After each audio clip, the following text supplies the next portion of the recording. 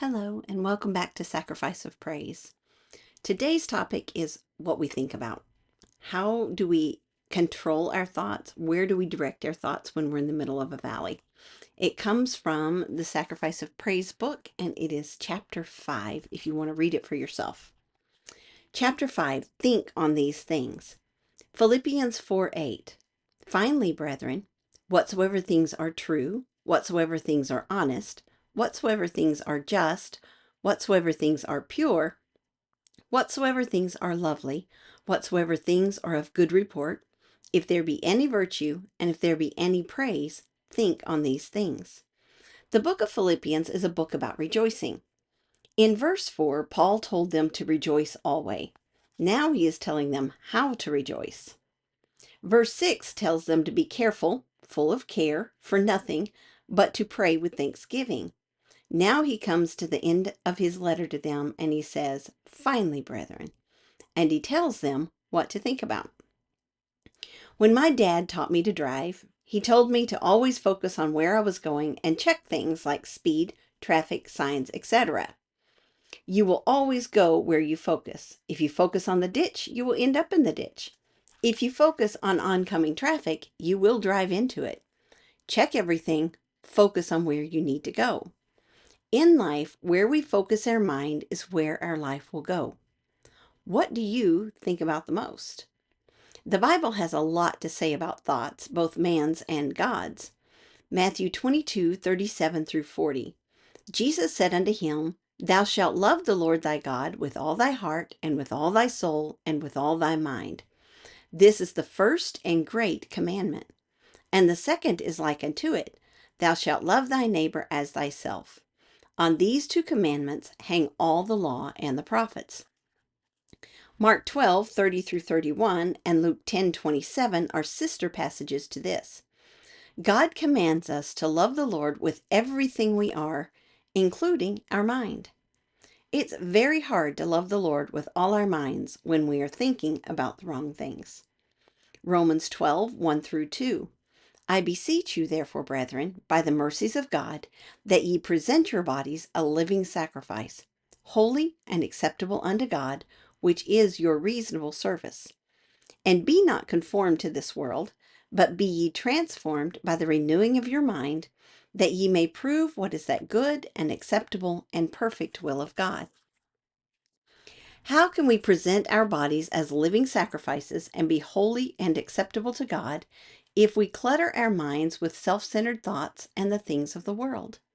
Remember, you will go the direction you think. If our minds are not where they should be, what can we do? We shouldn't throw our hands up in despair and say, I can't do it. Paul gives hope and instruction. Be transformed by the renewing of your mind. Renewing means making new again, repairing, reestablishing, reviving.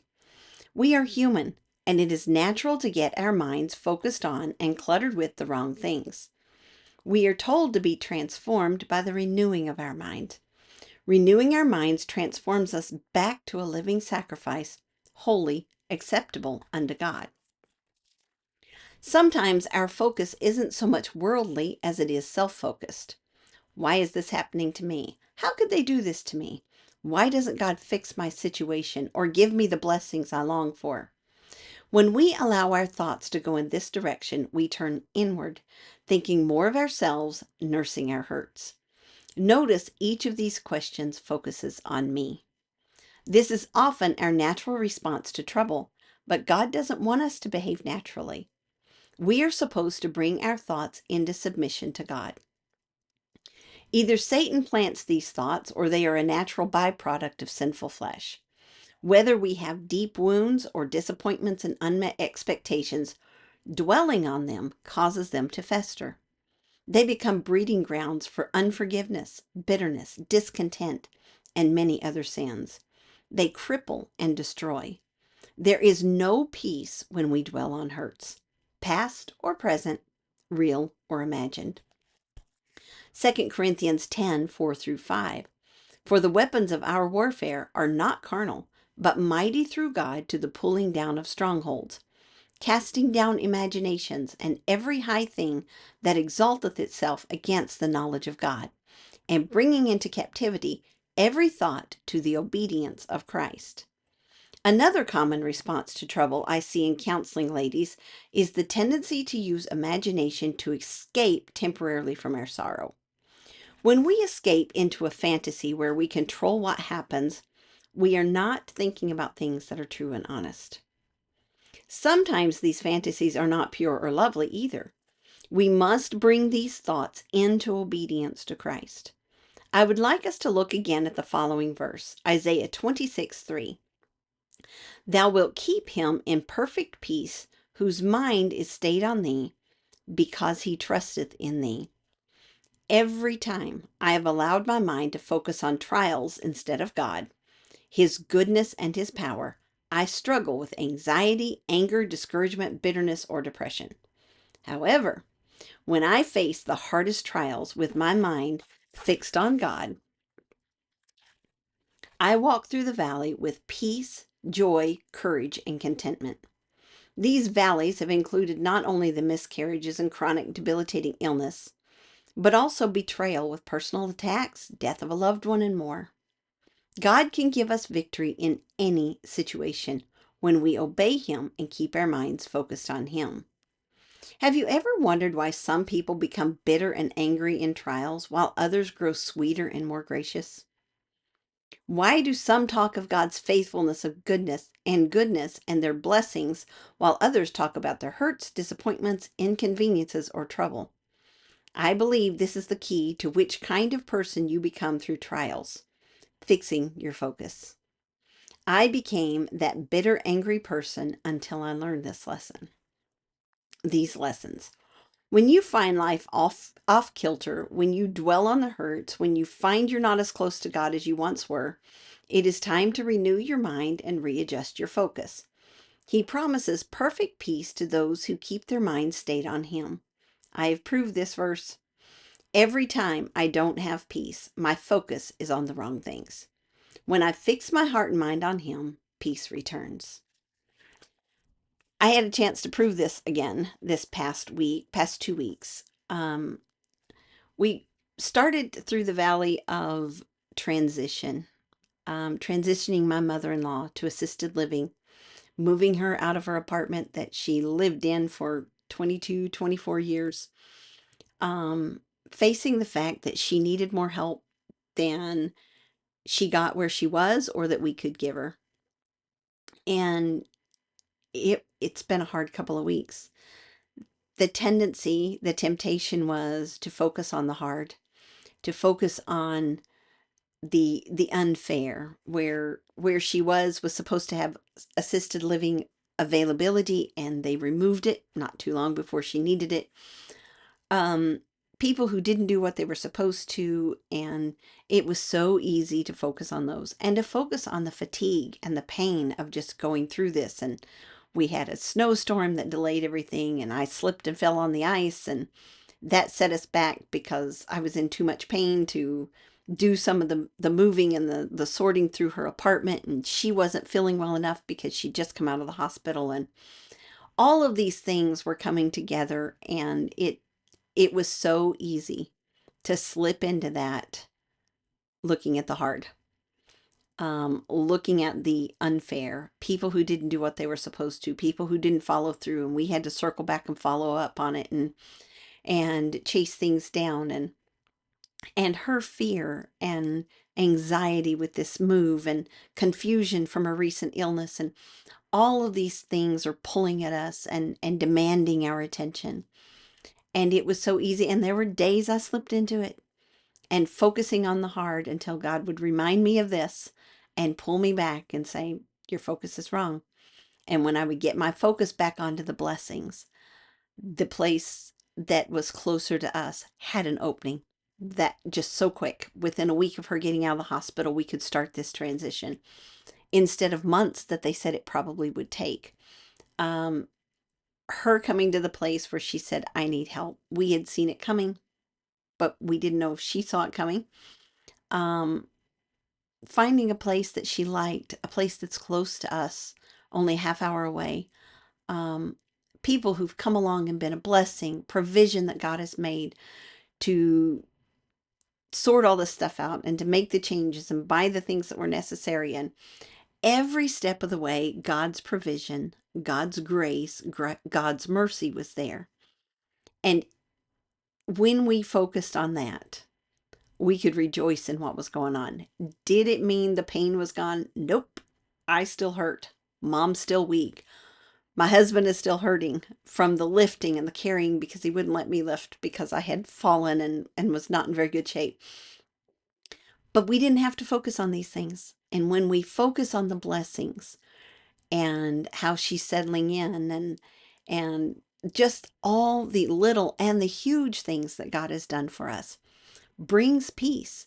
Doesn't remove the physical pain, but sure did bring peace and make everything easier.